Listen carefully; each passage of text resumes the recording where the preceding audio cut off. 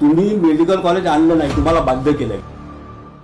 या आंदोलनामध्ये कोण कोण पुढाकार आहे हे सर्व बोलण्याच्या गोष्टी आहेत। मेडिकलची जेव्हा टीम आली तेव्हा तुम्ही याच्यामध्ये एवढी गोपनीयता का बाळगली? प्रस्तावाला शासनाने मंजुरी दिली। सर्वे झालाय, फक्त वेळाचा गेला। मेडिकलच्या कॉलेजच्या नावाने सतत विरोधी मित्र आहेत, त्यांच्या पोटामध्ये बांधलेले राजू तिमांडे यांनी माझ्यावर ते डायरेक्ट जाहीर माफी आजपासून टीम आली तेव्हा तुम्ही याच्यामध्ये एवढी गोपनीयता का बाळगली? 4 वर्षापासून मी प्रयत्नशील आहो इथे नाट्यगृह की आंबेडकर पुतळ्याच्या मागे जागा जी आहे हो, तर त्या जागेचा विचार का करण्यात आला नाही बा? गावाच्या मध्ये जावे अशी यांची इच्छा आहे। तुम्ही यावेळी ते रिझर्वेशन टाकलं, त्याच्यामध्ये तुमचा सहभाग आहे।